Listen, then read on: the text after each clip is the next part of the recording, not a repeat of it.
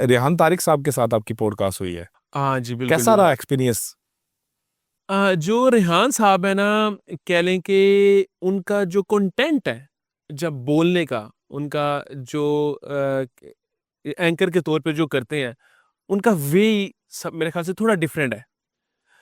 और रेहान साहब, मैं हमेशा कहता हूँ कि अगर आपको कोई चीज़, आपने मुझसे सवाल कर रहे हैं, आपने मेरे को इधर कनपटी पे बंदूक तो नहीं रखी कि यार तू जवाब देना ही देना है। बिल्कुल। ठीक है, आपका हक है, आप जर्नलिस्ट हैं, हम इसकी इज़्ज़त करते हैं, आप जो भी सवाल कर सकते हैं।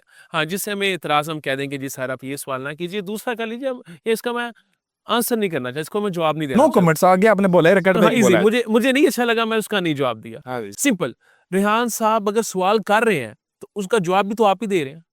आप कह देंगे मैं नहीं देना। उन्होंने आप उसे उन्होंने आपको फ़ोर्स नहीं करना कि ये दें, ठीक है? तो उनका क्योंकि तरीका इस तरह का है, लोगों की बड़ी-बड़ी मसले बने, मेरे ख्याल से केस चले, कोर्ट्स में गए, वीडियोज़ बनाई, बड़ा-बड़ा इन पे इश्यूज़ अभी भी जो भी होकर आता है। लेकिन मेरा निकलने उस पॉडकास्ट के बाद मेरा ताल्लुक और अच्छा बन गया रेहान साहब से, और मेरे वो भाई हैं। वाह वाह। बिल्कुल। यानी अगर उनके सामने कोई बंदा ये कह देता है कि मैंने इस क्वेश्चन का आंसर नहीं करना, वो उसकी बात की इज्जत करते हैं। बिल्कुल, रिस्पेक्ट करते हैं। वो कहते हैं मैं आपको, उनकी यही तो आदत है, वो सवाल करते सख्त है, जिस तरह कोई भी कर सकता है, हर एक का अपना वे है।